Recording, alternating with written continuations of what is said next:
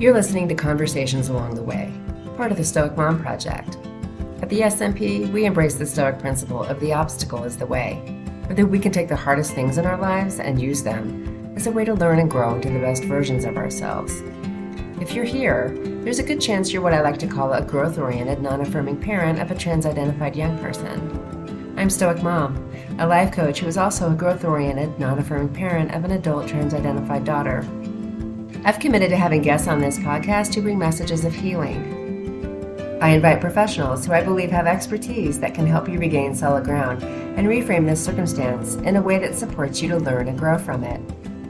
I also invite other parents who found healthy ways to navigate this destabilizing circumstance, whose stories and strategies may inspire you. Today's guest is one of these parents. I hope you find value in healing ideas from our conversation. So it has been a bit. How are you? Yeah, I'm doing great. Yeah, just enjoying summer. It's summertime and the living's easy, as they say. My garden is going great, and just loving that. Yeah, the garden seems to be your happy place, huh? Yeah, for sure. It definitely is. And it's doing great. Like, I just love going out there and getting my feet and hands in the dirt and growing lots of good stuff. And and work is super busy. That always takes a lot of time, but I just the garden is definitely a priority. So I do lots of that. Yeah. Well, it's nice to know what nourishes you and to have that in your life. So that's great. And then it's then the dark times, the winter comes, and it's like, okay, now what? And then I start like buying seeds and planting my garden in January, and just always keep it going. So yeah, I love it. Find what works, right? Yeah, that seems to really work for you. Yeah, totally. Awesome. It's always tricky to, as you can imagine, interview a graduated client, because because everybody comes to the coaching process with such a different circumstance. We all have unique family dynamics and unique baggage, right? And so, I always want to caution, clients who might be listening to this to not compare, to understand that their journey is very different from yours and your process, and their needs are different from your needs. And with that said, I think it can also be really helpful for them to not just hear from me, what it's like to have that experience of acceptance, and what it can feel like on the other side, and what it can look like in practical terms in other people's situations. Right. And so I'm really, grateful for you being willing to do this, giving me this time. And it's been great to have that perspective. So I've really, really enjoyed the whole process. I mean, enjoyed is a weird word, it's hard, but the outcome is worth it. Yes. And I think it can be enjoyable. I think once you get on the other side of that acceptance piece, right? Or what is that mechanism? Like what is that acceptance moment, For me, it's an ongoing process. And it is enjoyable because it does get easier as you go through it. And I know for me, there was lots of layers, and they still are unpeeling, so to speak. That onion is still going. But it does become very, like I say, the results are so worth it that it has given me that impetus to keep digging and like, okay, how good can it get? And that's been a real, that's been the funnest part for me, is like, okay, well, this worked well. Now what about this? And what if I try this? And how well will this work? And, so that's been a big part of the motivation for me to keep going, for sure. And you use the word impetus. And I think what it does is it maybe changes your relationship to the problem. Does that resonate? Yes. Right? Yeah. Yeah. And that actually took a while to unpack, because at first I was like kind of accepting of the situation, it is what it is, but there was still that like kind of undercurrent of, but it's wrong. So I had to play that game for a while of, just like, okay, it's really a many step process, just dipping my toe in the water and then, okay, that got better. And so, but I still had that little bit of like, but it's wrong. And it's, no, it's not, going through that piece of the process and, um, no, it's not wrong. It just is what it is. And this is where we're at, and totally accepting that. And then, yeah, it's been interesting to look back on the process too, like thinking about talking to you and like watching how it has unfolded has been a really interesting perspective as well. Yeah, you said a lot in there. And I can imagine some listeners bristling when they hear you say, Mm-hmm, no, it's not wrong. mm-hmm, mm-hmm. And Yeah, let's come back to that. for I'd love sure. to dig in, if you don't mind. Yeah. Yeah, When yeah. you came to coaching, honestly, you really had an impossible situation. Yeah, And I thought that, even I'm like, yeah. oh my goodness, this woman is between a rock and a hard place, Mm-hmm, and I mm-hmm, wouldn't, can you help listeners, do you mind sharing more about mm-hmm. the rock and the hard place and Yeah, what your situation was? Yeah. yeah. So I'm married to a woman and we have two children, and I come from a background of being very believing in or agreeing with the perspective of the transgender movement, let's say, and with a lot of the other, let's say, political beliefs that tend to kind of cluster with that. Okay, so some people might call me liberal, left leaning, whatever. I don't know, whatever the labels mean. I was Impressive. definitely on that. Yeah, yeah, definitely on that end of the spectrum. And then I started learning more about a lot of things. COVID was probably a big part of the wake up call for me that, I've always been a bit contrary, but that was the real like, whoa, things are really not what they seem. So I started going down lots of different rabbit holes there, but keeping it in terms of the trans agenda. I started seeing it. I learned about detransitioners. And so I was like, oh, this is not all, you know, peaches and cream as they want it to seem, And so I started learning a lot about that. And when I would start talking to my wife, who was still very much in that perspective of there's as many genders as there are people on the planet, and men can be pregnant and women can have penises and all those things, I I was just like, no, I can't agree with that. And so that set off a really some challenging discussions, and specifically because our son is playing with they them pronouns, and he's 8. So, and that's been going on for a while. Um, but when he was a year or 2 years old, he would want to wear his older sister's dresses. And I thought it was so cute, like they look great. He's enjoying them. They're comfy. He looks good. And then a few years later, it's progressed from that into they, them, and not feeling like a boy. And like boy and girl are not feelings, they're physical facts, And so having that complete turnaround in my perspective and being with someone who is still very much entrenched in it has been really, really challenging. And both my children are very, Paul sees a pride flag, one of the trans pride flags, and he like starts jumping up and down. Yay, I'm so excited. And I'm like, oh, and it just makes me cringe inside. So yeah, that's kind of where I was at when I heard your podcast. And I think it was Gender, a Wider Lens. And I was just like, oh, you've got something there that's very different from what I've heard and how to deal with this. And so I was like, all right, let's explore that way of dealing with the situation that I'm in. And yeah, and then we took it from there. Yeah. And you're somebody too, I would say that Stoic Mom attracts growth oriented people. Yes. Yeah. Right. And Yeah. yeah, I think Yeah. that term really resonates for you too. Yes. You are Yes. somebody who is always learning, has had Mm-hmm. plenty of your own obstacles in life that you've had to overcome. And, Mm-hmm. you're somebody who wants to grow. And Yes. yet, Yep.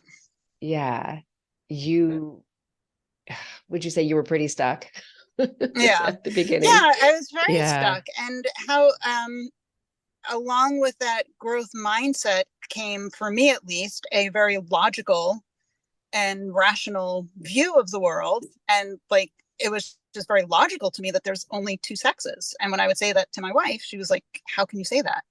There's gender is a person is a whole spectrum, and all, I mean, we all know the talking points, right? And so I was just hearing these come out, and then I would be called transphobic and all the words, that are meant to shut down the discussion. And so I was like, what do I do? Because it's just like, here's biological fact.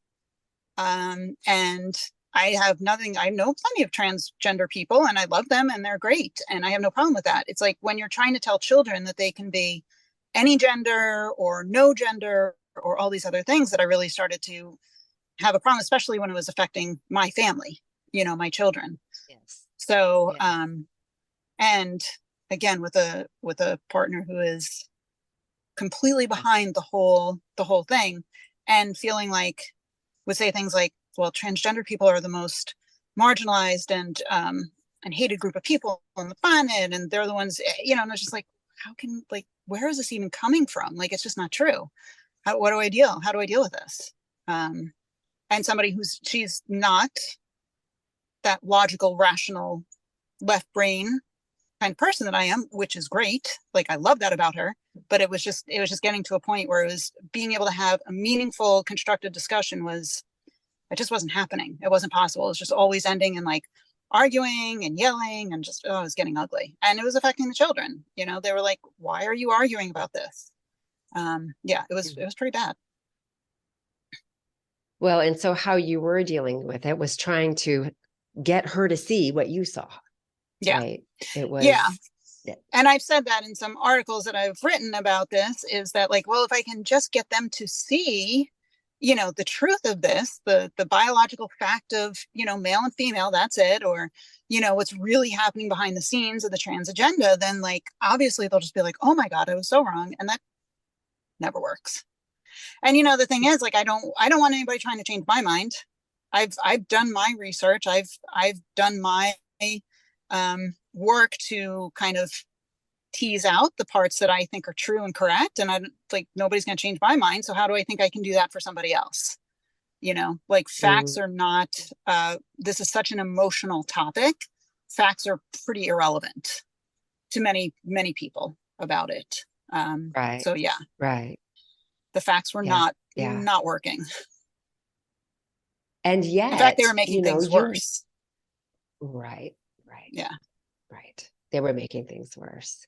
Yeah. But I also I want people to understand what you were trying to save your son, right? You were fearful for where this Yes. pathway might lead your son.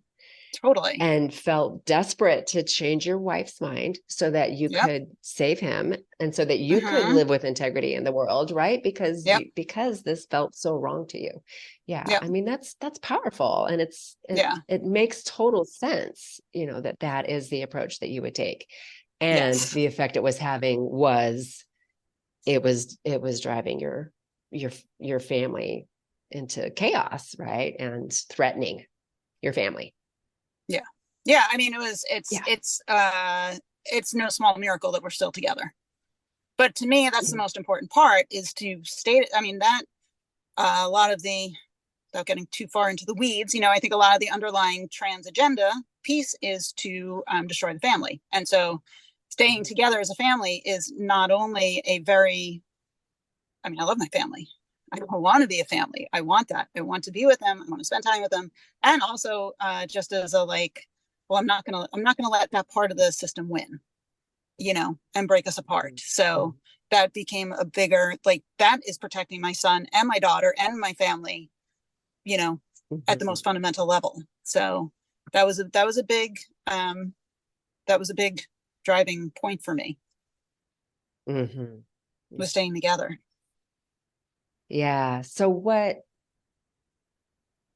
facilitated that breakthrough for you, I guess? What helped that become more I think of a hierarchy Yeah. of values here. You kind of had to Mm-hmm. choose, Mm-hmm. what was more important and what your MO was going to be. Yeah. Yeah. Well, I think one of the things, and we've certainly talked extensively about this, is being able to stay in a position of influence in the family, is important because at this point in time, my son is not, nobody has talked about anything about puberty blockers or any surgeries or anything like that. Like and I don't know that it will go there. So, but if that does come up, I want to be able to stay in a place of being able to uh, share my opinions and make sure that there's a lot of due diligence if that comes up. And if I was out of the picture, I wouldn't be able to do that. So there's that piece of, protection. Also, what is the most important is to be with my family and be able to, I mean, I love my children. They're so, like, I have so much fun with them. I don't want to be separated from them. And Katie and I have gotten back to a place of being able to be in a good relationship, which it wasn't for a while. Like, that's taken a lot of work and effort, and it's worth it. Like, that's what I want. There's also the piece, if I don't address these issues, which I'm as much a part of as anybody else, I'll face those issues in another relationship if I jump out of this one. And that's a really big, that's something that I've known. And this was the biggest way that I've had to face it head on and look at my part in the whole scenario. My unwillingness at first to recognize that my wife is coming at it from the same perspective I am in terms of wanting to protect our child and do what's best for him. We just have polar opposite ways of going about it, but it's that same underlying feeling of love and care, and so, yeah, I'm not sure. Did that answer your question? Was that, I feel like I went off on a tangent there for a minute. Oh, you went to an amazing place though, and maybe one that again can be a little difficult to look at, for somebody who's considering this work, right? Like, oh, I Right. play a role in this dynamic, you know what I mean? And that awareness, you went to the baggage place, right? Like, we all Yeah. bring in our baggage. And so recognizing Yes. the healing you have to do to be in a healthy relationship with another person who disagrees with you on these, very in fundamental ways, when it comes to your children, but these are, you've got the best interests of your children in mind, and you want to do what you can do to be the healthiest version of yourself in that relationship. Use that relationship to heal. And actually, Yes. I got this from you, the relationship as guru, right? Which Yes. I absolutely love. And you gave me that phrase, and I have definitely incorporated it and own it now and love it, because I do think that our difficult relationships, the relationships with the people that we love the most, present this context for us to discover what is left in us to heal. Yeah. And you really embrace that sort of, the obstacle is the way, Yes. It's a lot of, and I don't know, we can go down this road or not, but there was a lot of shadow work in myself to do. And, when I did that, that was the turning point. It was a lot of stuff that I've known and for many years. There's a lot of talk about it, and, oh, we got to do the shadow work. And then this was the point where I was confronted the most with that opportunity to do it. And I was like, okay, I can either continue talking about it and nothing will change and it won't get better, or I can actually do it and things can get better. And so there's that choice point. And it's a choice in many ways still on a daily basis. We're still dancing around this thing because I don't use the pronouns. Right. And so it's and that's okay. I've come to peace with that. Like, it's okay for me to not use the they them and not use he for my son. And yet still, when talking to my wife about our son, it's like, it's really funny to like watch that dance of how we kind of, navigate it. And I could, and I still have that choice at any moment to be like, oh, why don't you see it my way? Or this is where I'm at. This is working. We're both coming at it from a place of love and connection. And that's really good, so it's, yeah, it's a choice. And the family's still together. Yeah, Totally. it's a choice. And like you said, And a they're doing daily great. choice. It's a daily choice. And we're like, my relationship with my daughter has really deepened, and with my wife. I mean, that's, there was a point where it was like every morning we're like, okay, are we still doing this? Or are we still going to stay together? And and we are, and that's great. And You know what? It is happening, and Regina, it has and brought you're us starting closer to cut together, out. even though we still have these places of, okay. Do you want to just stop the video and see if that works? Yeah. Yeah. Okay. So actually, I think where we were in the conversation was changing the dance, which comes up in your testimonial, that you decided to change the dance with your wife. Yep. Yeah. Yeah, that's and again, to bring it back to me, it's like I can want her to change the dance all day, but if I'm not willing to do it, then we're still going to get nowhere. So it was up to me to be the one to say, okay, I can continue this path that is not working, or I can try a different path. And that's what did it. And at first it's awkward and it's a little uncomfortable, but really when it brings us into better connection so that we can talk and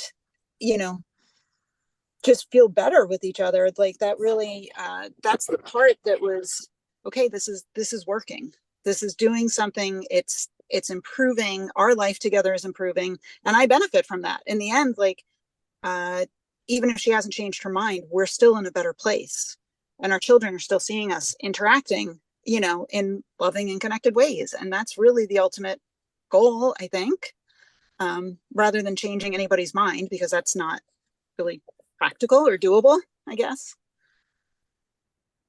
And I think we're learning it's not even really human nature. I think when we are positioned or in opposition, right? It just causes the other person to dig in. Yes. When one person thinks they're right and they're coming at it from this righteous place, that other person has to dig in. It's almost, I think it's instinctual, right? Yes. It's just 100%. The way we're wired. 100%. Yeah. I do it. I mean, that's what I was doing, I was digging my heels in, so it's like, I was asking her to do something that I was asking her to not do something, I guess you could say, that I was doing. And that's not fair. That's not going to work. It's not effective. So it's like, for me, it was just a matter of what is going to be effective here? Like, what is going to get us to a place where we can actually discuss things and just be able to be a family again. And that's what brought me to the acceptance piece. Yeah. Yeah. Okay. And so then when we're talking about the dance steps, can you give some specific examples of things that you did to change the dance? Yeah. Oh man, there were definitely, like, when anybody in my family would bring something up, my immediate reaction was to tell them why they're wrong. Right. And because everybody loves to know why they're wrong. Yeah. Right. And so overcoming that, because of course I've done the research, I know what's right. I have all the answers, so you're wrong, and let me tell you why. And that just doesn't go over well with anyone, surprisingly. So it came down in that moment to, okay, they said something I don't agree with and I have a different perspective on. Let me take a breath and just ask maybe why they feel that way. Where's it coming from? Or honestly, like, even that wasn't, the curiosity piece was backfiring in certain ways for me, to the point where I was just like, okay, that's the way you see it. Great. We can agree to disagree, and let's move on to another topic. And then there was a lot of feeling from my family of them wanting my validation, which is normal. They're children. Mm-hmm. They need that from their parents, Mm-hmm. you know? So they would say things trying to Mm-hmm. get my validation. And when I wasn't pushing back against it and just accepting, just agreeing, not necessarily agreeing, that's not the right word to say, because I still was, I wasn't pushing my way of seeing things. I'm just accepting their perspective. And they were like, oh, okay. Then they had nothing to push against. Yeah. You know, I was Yes. taking away their anything to like push against, and they were like, well, that's not working anymore. So okay. Like they would talk about friends who, there's a lot of friends in my son's age group who are going by they them. And so they would very, like my family, anybody in my family might very pointedly say, um, speaking of a boy, they this and they that, looking for my reaction. And it's like, oh, okay. And I would use the child's name rather than a pronoun, which is, I guess, acceptable in that situation. And so they didn't have any, like, I was just withdrawing my energy from their pushback. Withdrawing your energy from their pushback. Yes. I think that's a great way to say it, because Yeah. otherwise we're feeding it energy, right? Yes. And that, yeah. Whatever we resist persists. And it's like, and it's again, it's like one of those really spiritual cliche things, but it's so true. Like there's something to it that it's said over and over.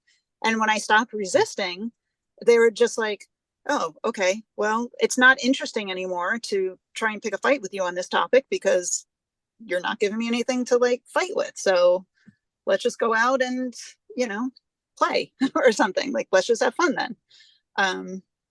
And so that was definitely a big part of it. And I can see like a lot of people saying, yes, but my child is older and is considering surgery or is considering this.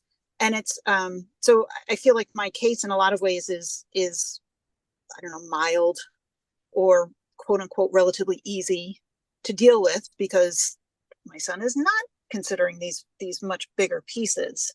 And I do think about that, like that was actually part of my resistance at first was, yes, but this leads to this, leads to this, leads to this, leads to this, but in the moment, it's like none of that is happening.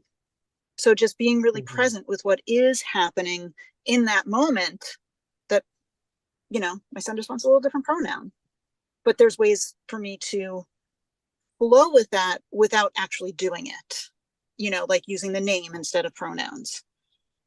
So that's also been a big piece of it, is like staying present right here, right now with what's happening and not time traveling to what could happen. What does my kid need right now? What is this moment asking of me? Yeah, exactly. And it's been not fun in a way, like I wouldn't say that, but it has been interesting to see ways that I can interact with him without using the pronouns, the preferred pronouns or whatever, and interact with everyone around me who are all on board with the they them pronouns. And so it's been interesting to see like, oh, I can do this, and it's fine. It's not that hard. Like I make it up to be a bigger, like a harder thing or a bigger thing than it actually turned out to be.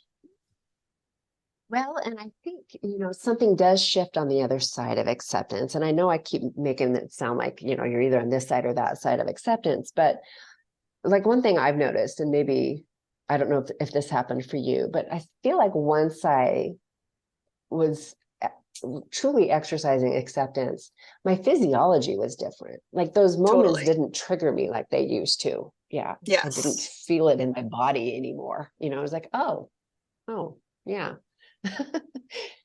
This doesn't have to be as big of a thing as I was making it. I can just be present in this moment.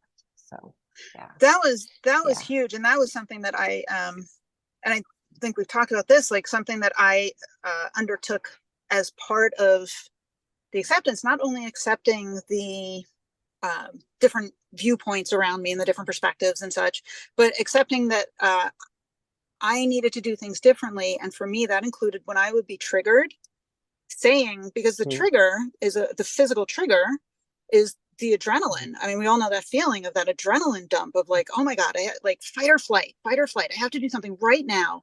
And so getting in the habit of saying, okay, that triggered something in me, which when I really look at it again, has usually very little to do with the person in front of me. It's something inside me. Right. I need time to work through this and come back so that I can talk to you in a calm and collected manner, rather than trying to talk to you in a triggered state. And then going and working through the trigger in a physical way, like, really helped me, going for a walk, going out in my garden, doing the things that would help me come back to center. And then a lot of times I would come back and I'd be like, okay, I'm ready to talk about it. And there was like nothing to talk about anymore because there was no trigger. And I was like, oh, that really wasn't a big deal. Okay.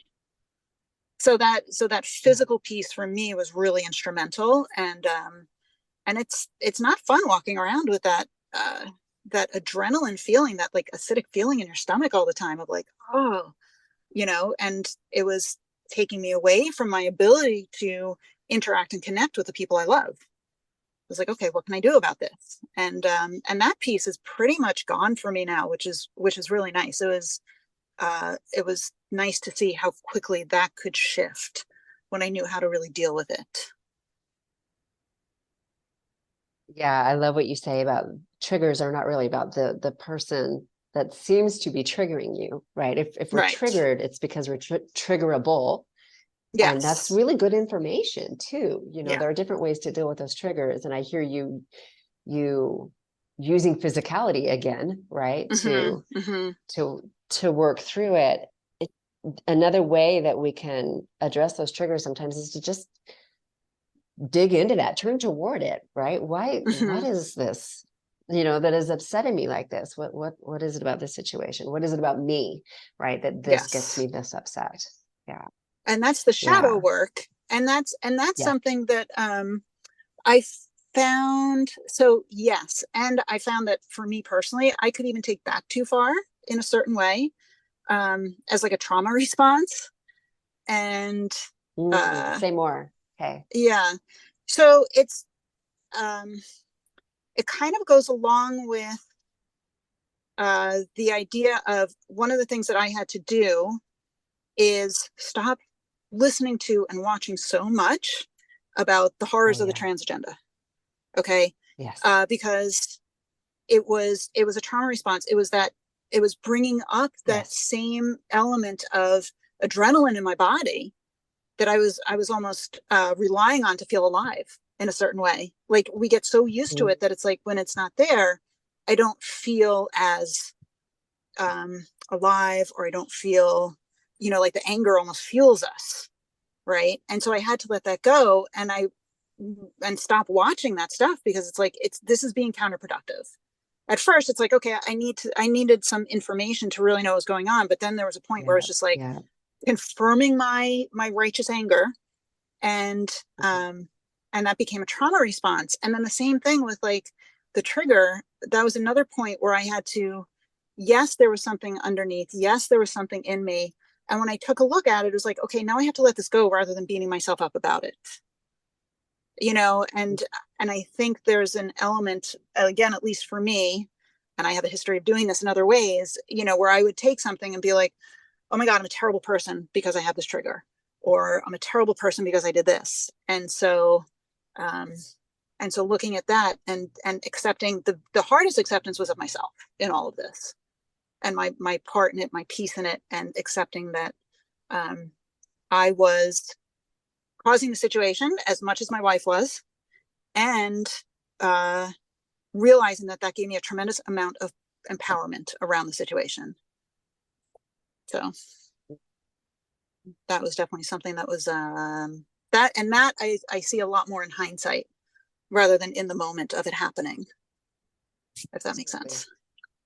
Yes, it makes total sense. And I can remember a moment with myself and my husband, actually, where I kind of had that aha of the role I was playing in the dynamic. Mm-hmm. I wanted him to change Yep. and everything would be fine, and I had to come to this place of recognizing, oh, I've got some things I need to change, that I am Mm-hmm. not in this relationship in a healthy way. And that's what I can work on. I can work on me. I can't make him change, but I can work on me. Right. Exactly. Yep. And that I have the capacity to do that, but I have Yes. to see it first. Yeah. Yeah.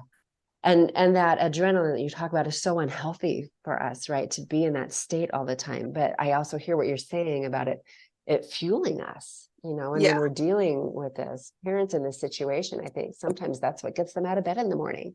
That anger becomes very important. It becomes their life force. Yeah. Yes. And it can be and scary to think of letting it go. It is scary. It's an addiction in its own way, because it's just anything our body can get so used to, that we then rely on. And it does take time to overcome that. It's funny, we live in a world where, like, living in a peaceful and calm way most of the time. I mean, obviously there's going to be exceptions, but I feel like I've gotten to a place where I can be relatively peaceful and calm, and therefore present a majority of the time. And that has been such a shift that I can come home and I'm not on edge with, okay, what's happening now? What's the next thing that I'm going to have to, like, listen to and get angry about, and everybody in my family has benefited from it, even though they haven't changed their mind. We're all benefiting from this, from, my ability to be present. And it was letting go of the anger and that feeling of I'm right, which I don't know, maybe I'm not. Who knows? I don't know. I don't know.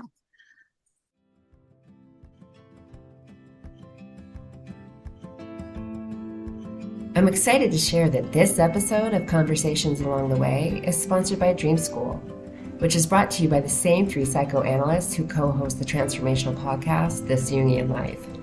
For those who may not know, Lisa Marciano, author of Motherhood, Finding and Facing Yourself, and one of the founders of the Gender Exploratory Therapy Association, or GETA, is one of these three co-hosts. If you've been following the Stoic Mom Project since its early days in the spring of 2022, you know that the This Jungian Life podcast inspired me to start paying attention to the symbolism and meaning in my own dreams. As a result, shortly after my daughter's 18th birthday, I had a series of dreams that brought me much comfort and peace around trusting both her journey and the foundation we have provided her. I've continued to spend time pondering my dreams and researching the symbols that appear, and basically just hoping that I'm, air quotes, doing it right. So I am incredibly excited to be starting my own year-long Dream School adventure, learning more directly from these brilliant Jungian analysts how to, as they say, decode the language of metaphor and symbol and harness the power of my unconscious wisdom. And I'll be sharing my experiences and insights along the way. If you're interested in joining me in Dream School, just go to thisjungianlife.com to enroll. Use the coupon code StoicMom15 for 15% off your Dream School tuition. This is a significant savings, so once again, that's Stoic Mom in all caps, followed by the digits 15. And I'll make sure to include this in the show notes, along with a link to This Jungian Life Dream School. How fun would it be to meet there in our dreams? And now, back to the conversation. Yeah. Anyway. Yeah. What would you say to somebody who thinks we've given up the fight, that we've just given in? Yeah, that's a great question. Worn down. I haven't at all. Well, not even a little bit. I would say that is a huge misconception, and I am stronger in my knowing of my truth than I've ever been in all of this. And if in my situation anything were to progress beyond pronouns, I feel like I would have a greater connection to be able to talk about my concerns around those things, around potential surgeries or hormones or whatever. I feel like I would have a much greater capacity, right, to discuss things calmly and to hear the other perspective. And when people feel heard, they're much more willing to hear. Right. So I've created the ability to converse and discuss things in meaningful and connected ways that was not possible before. I don't know that it can get much better than that, given the fact that people are not going to change their minds until they're ready to change their minds. And if that needs to be done the hard way, as we've seen with many of the detransitioners, like, then I accept that, and I would be there for my family in whatever way I needed to be if it got to that point, which I hope it doesn't. So a lot of parents, I think they hear this message all the time: keep the connection, keep the connection, keep the connection. And it tends to lead to them feeling like they have to walk on eggshells, right? That they can't be authentic. And it feels precarious, right? Like, oh my gosh, everything I could do could ruin the connection, and that could be the last straw, and I could drive my child further into this, but what you're saying is it's really about creating the conditions for open communication, where people feel seen and heard, and that the love is unconditional, and that when people feel secure in the relationship, they're far more likely to open up and communicate. And you're far more likely to have influence on them. Yeah, exactly. And it's a different way of being in relationship, and it can be tricky to describe and help people understand. Yeah. It's kind of like being a parent in general. Before you're a parent, everybody's going to tell you all their opinions about parenting, and you're going to have all of these ideas about what parenting is. And then this like little creature arrives, and you're like, oh, I had no idea. Right? You can't be prepared for it until you actually experience it. And it does take a lot of resiliency on my part, to go through it, because it would be very easy to me. I would feel personally like I'd given up the fight if I hadn't created this connection. If I'd lost that, to me, that would be giving up the fight. If I was so rigid in my opinions, in my way of seeing things, in my need to be right, in my need to be seen as right. Like, it's one thing to, I guess that's part of it, is like, I can stand in my own knowing that what I feel and believe is right and true for me. But then there's that external piece of my need to be validated in it. And that's a complete like flip of the child-parent relationship. And that's, and ultimately, I think that was another piece of it, is that for me to need to be validated by my children as right is like, I mean, this might be a strong word, but that's almost bordering on abuse of them. And so that takes a certain resilience of me to be able to say, I know I'm right, regardless of what you think. And then let's connect anyway. And as the mom of an adult daughter who is trans-identified, it's a little bit of a different dynamic, right? It's that this is what I believe and what I think is healthy, and you can have a different belief and think something else. Yeah. But kind of back to what you were saying about you and your wife getting on this, finding common ground and understanding that you're both passionate because of how much you love your children, and you both want the best for them, right? It's the same, I think, I feel the same way with my daughter, and I that's how I articulate it. Like, we both want what's healthiest for you. We see different strategies as what's healthy, but we both want the same thing. We both want the healthiest possible outcomes for you. Yeah. And that's where we are aligned, and let's both operate from there. And then you get to be authentic.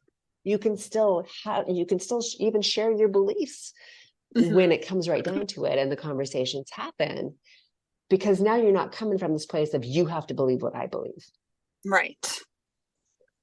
Yeah, exactly. Yeah. And that's the part that's like that looking at myself and seeing that need for validation in myself, and like, I don't need you to believe what I believe.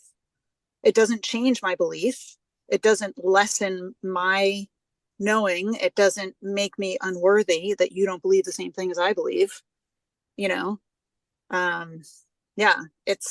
and so that and that like sense of centeredness and calmness in myself is what opens the door to be able to like explore deeper conversations safely on both sides. And so, yeah, I think once you get a taste of that, you know, you said it's an ongoing challenge, right? Like it's never over. And we still get triggered, you know, but I think once you can experience that those grounding practices and you feel how much better they feel, now you know how to get yourself back there. Yeah. Would you say? Yeah. And the triggers, like it is an ongoing process, but it gets so much easier.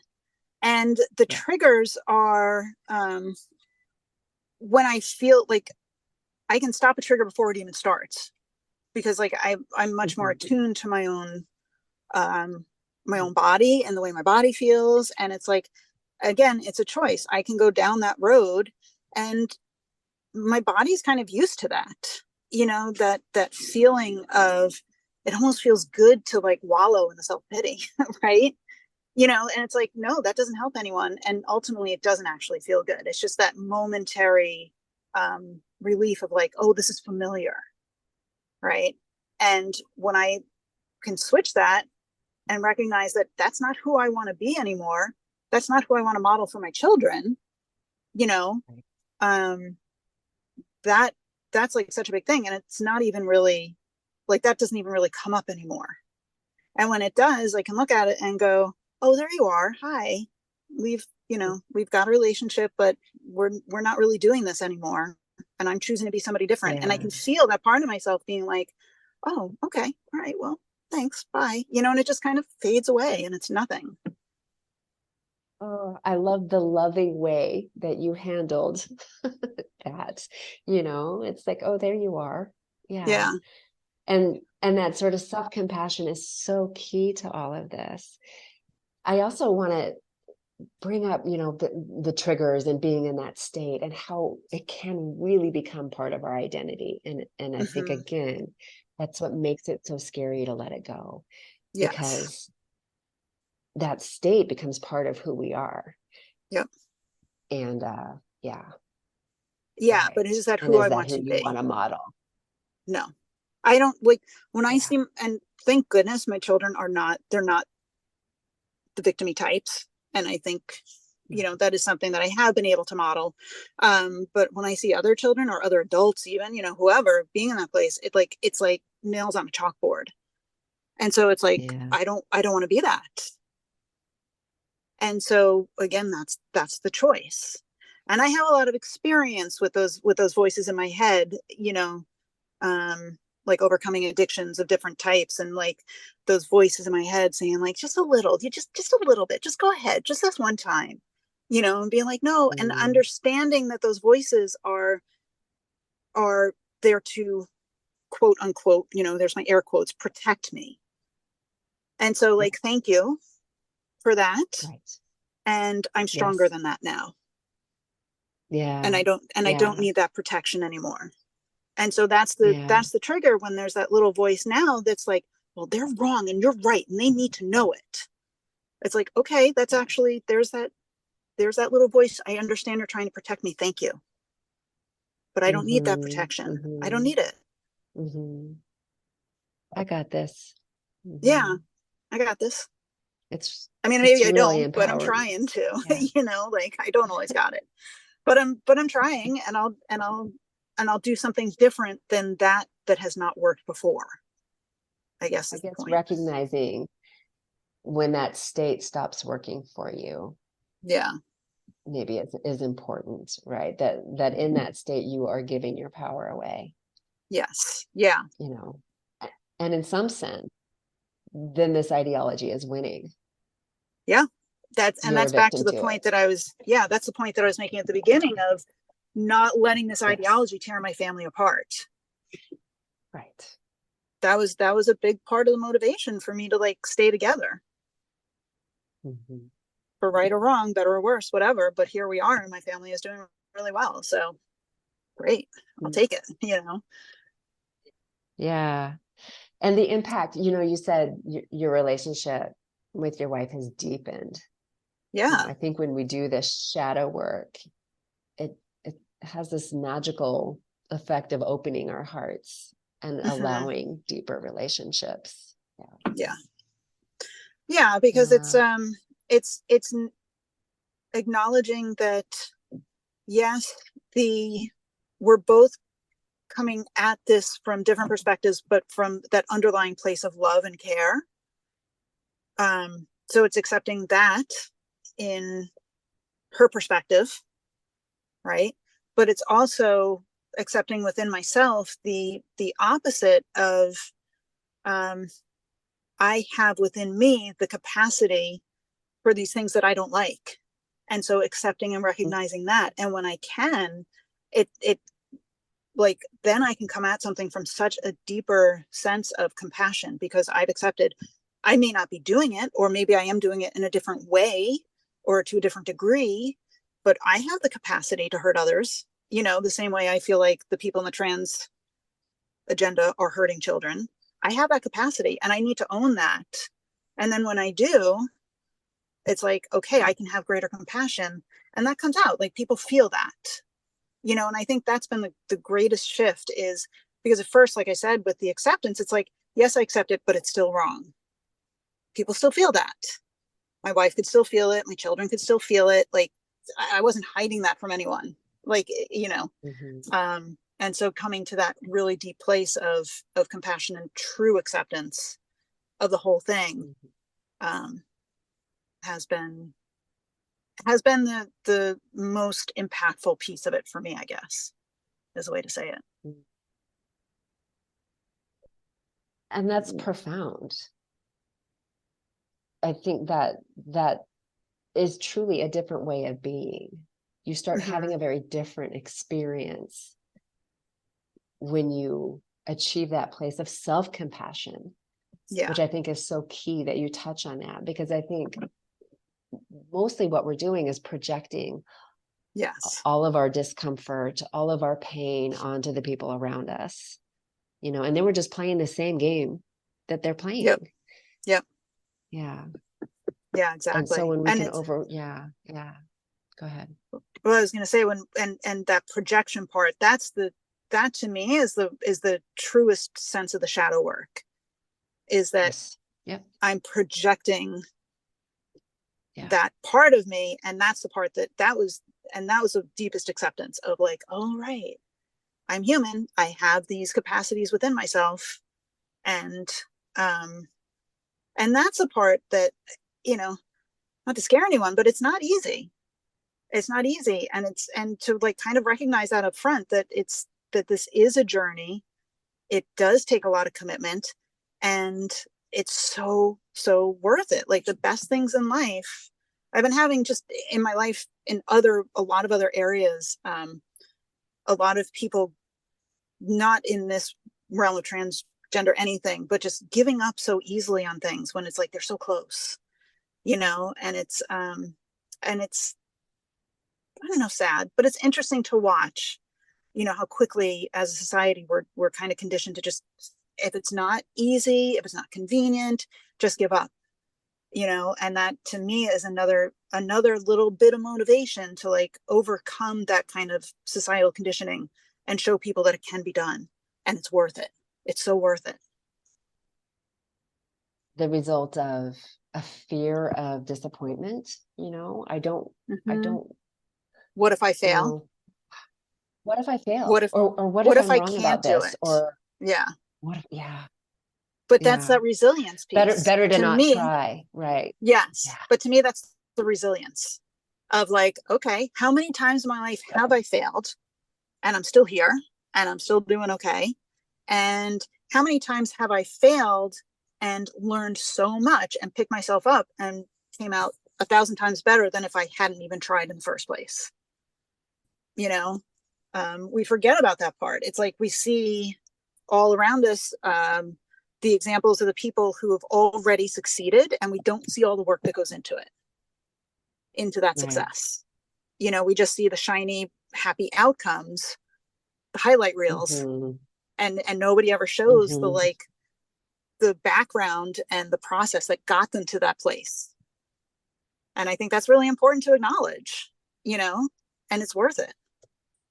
You're not going to find like an Olympic athlete that hasn't put in like tens of hundreds and thousands of hours. And it's like, we see them on the podium with their gold medal. And it's like, wow, look what they did. And it's like, let's rewind for a little bit and look at what got them there. Yeah. We've become so scared of hard work.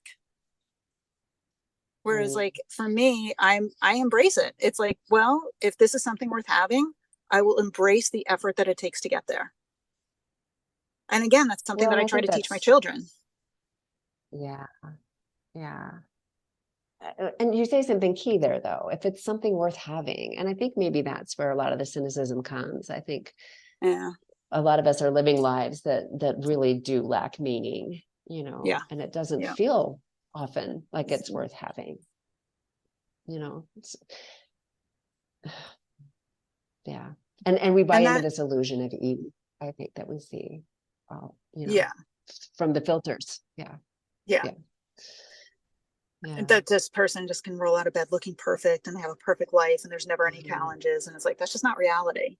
But it's what we measure ourselves by, and and I think that's, though it's also boring. Well, it is boring. And it's also, I think, a big part of what drives the trans movement, is that you just see the people on TikTok who are just trying to, be the influencer, and they show up and you see 60 seconds of them after who knows how much preparation and how much makeup and how much stuff, and then you don't see the reality of what happens after the video,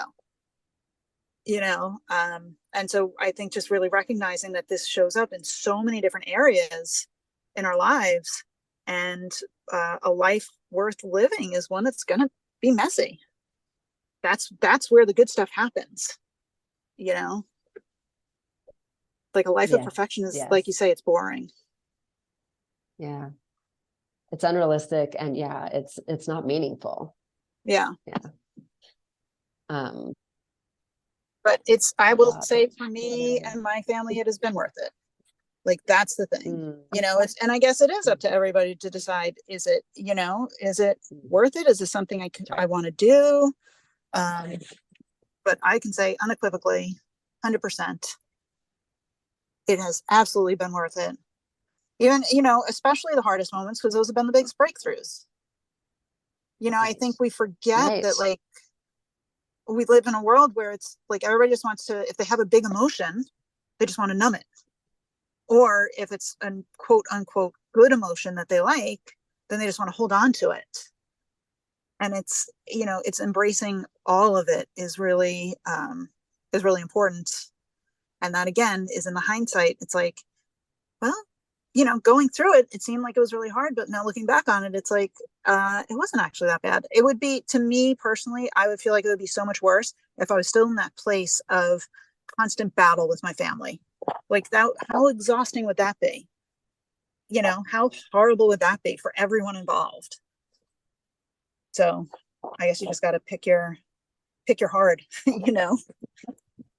Pick your hard. Yes. And it's also making me think of, I think it's Aurelius who says, oh my gosh, I lost it. Who was it? Lao Tzu, you said? Marcus Aurelius. And I can't remember, what were we just saying? It was, pick your hard. Arg. Yeah. It'll come to you. No, it's gone. Well, maybe it happens. It was a oh, I remember what it was. It was something about not being like your enemy, right? Like, oh yes. And I can't remember the exact quote, but and that was kind of one of my driving motivators too. It's like, oh, I've got to play a different game than they're playing, right? And it just becomes so much more important for us to model for our kids a different way, so that isn't the only strategy available to them, right? Is to be a victim of your circumstances. Yes. And to be so defended against the world that you have to be somebody else. Mm-hmm. So, And that's yeah. totally, yeah, and that's completely inauthentic. And how much of the trans movement is based on that exact principle of like, I have to armor up Right. so much that I'm willing to Right. surgically alter and chemically alter my body to be somebody else to be accepted. Like that's, and in my own way, again, looking at myself in my own way, I was doing that. I wasn't, Mm. it wasn't necessarily on a physical level, but I was doing that in my way of expressing myself, and that's exhausting and doesn't leave any energy for anything else. So it's yeah, to me it all comes down to, it's a way of drawing my energy back into myself.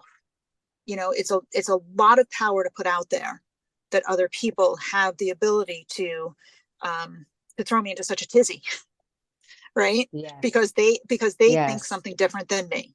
And that is, I mean, if Yes. that's not the ultimate um giving away of my power, I don't know what is. Yes. And so ultimately, Yeah. like, that's what it came back to for me, is like, I'm giving you this and I want it back. And the only way I can take it Yes. back, because nobody, my wife is not going to give it back. She's not going to be like, here you go, honey, I'll give this back to you now, I'm done Right. with it. That never happens. I have to take it back. And that's what I feel like I've done. Yes. I feel like that's been the ultimate outcome of it all.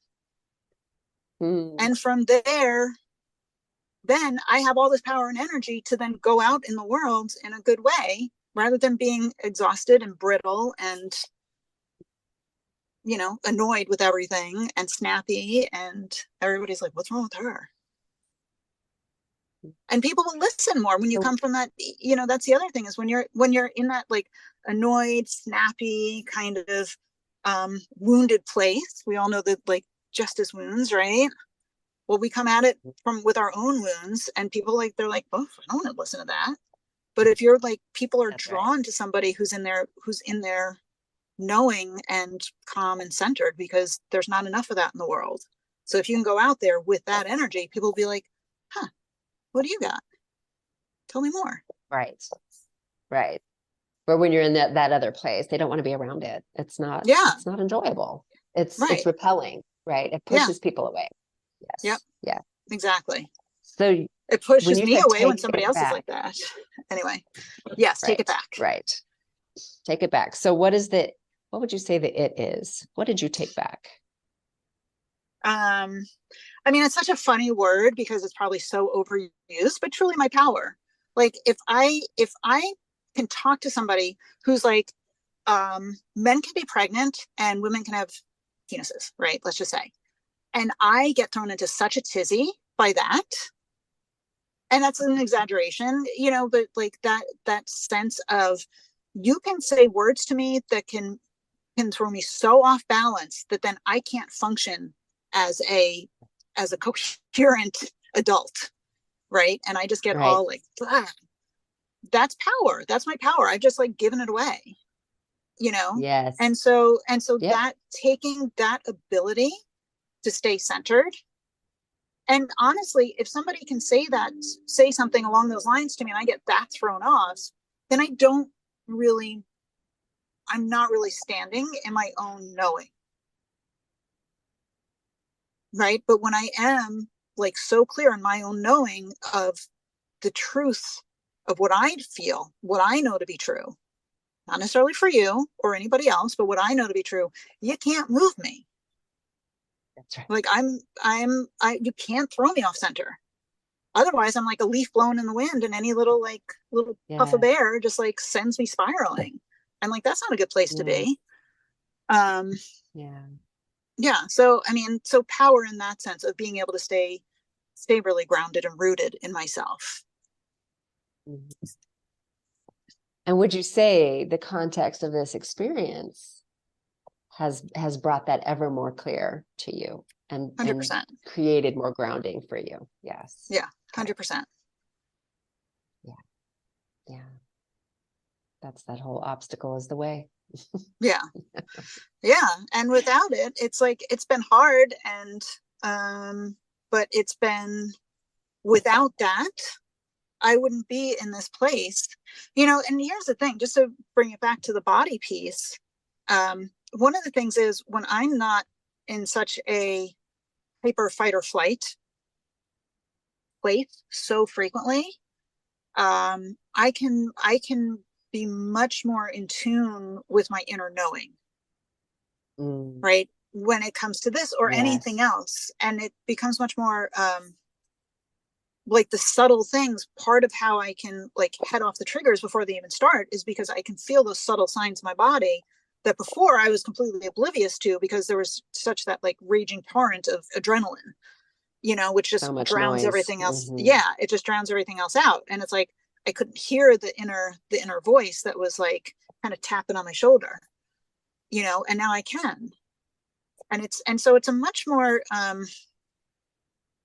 there's a lot more depth to life when you can live from that more subtle place rather than just the like I say, this like raging torrent. It's like Niagara Falls is beautiful, and it's just like it's loud. I don't know if you've ever been to a place like that, but it's just like it's loud, and it's there's so much power in it that you can't focus on the other little things, and now I can. And so that's also been another really great side benefit, if you will. A lot more depth to the experience. I think along with that inner knowing too comes ease. There's ease in that. Yes. Yeah. Yep. Peace. Peace. I don't have to like the truth, but I can feel in my body, even like truths that I don't like, I can still be at peace with. And that may sound like such a paradox, but it's not. When you experience it, you're like, oh God, that's so much easier. It's so much nicer. I don't have to like everything in the world, but I can be at peace with it. And that's been a really another profound sense for me, is just to be able to be peaceful with it all. Yeah. And that opens up the creative channels. Now you've changed the dance. You're in the game in a different way. Yes. Yep. Yeah. And when I'm at peace, again, somebody can get angry at me. And if I'm just like, cool, yeah, you get to be angry. That's great. And they have nothing to push against. We're back to that. Now it's not only withdrawing the energy from there, but that's what allows me to take it back for myself. Yeah. So, yeah. And then they've got to take it somewhere else, right? You can't be the target of their projection anymore because it doesn't work. Yeah, exactly. Yeah. So, yeah, that was great. You've said some amazing things. I really appreciate you. Well, thanks. I have certainly appreciated you and all your wisdom and help through it all. I mean, and like, if anything I've said sounds like it's easy to do, it's so much easier to do with somebody to give you the reflections. And I think that's also the biggest takeaway is I could not have done this on my own. Having somebody to reflect back to and like point out those places was key. It was key in being able to get through it. It can be hard to see it when you're in it. Yeah. It's really hard when it's the water you're swimming in. Yeah. Yeah. Well, to have that that objective mirror is really it's critical. Like we all need that. And it's okay to like ask for help. To think that any of this even should be done alone, I think is kind of it's another part of the narrative, that we're alone in this. Right. And I think to know that we're not is another really, really important piece, because if anybody's listening to this and they're like, well, how do I do it? It's like, well, we do it together. Yes. That's the point. Yes. That's the point. That's what humans are. It's who we are. We do things together. Yeah. Yes. It's hardwired into us. Yeah. That's right. It is hardwired into us. And this is the connection that we're always referring to. Yep. Is that openness to be in relationship with each other. Yes. Yeah. rather than just hiding and like sticking our heads in the sand and like, I can't do this, or I can do it alone, or I shouldn't have to do this, or all those things. I It's shouldn't like, have to do this. That's the resistance. Yes. Yeah. Oh, I had that for a while. I mean, I think that's one of the first things I said to you is like, why do I have to deal with this? Like, but we do. This is the reality. Like, this is what is. Reality always wins on both sides of this particular topic, right? Reality always wins. You've been listening to Conversations Along the Way, part of the Stoic Mom Project. If you're interested in connecting with other growth-oriented, non-affirming moms, consider joining the SMP Online Community Center. This is a private, vetted community hosted on Mighty Networks and created specifically for moms who share this circumstance.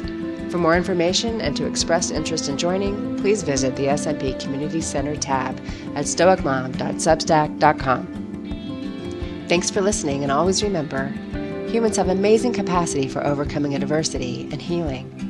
And I'm pretty sure you're human.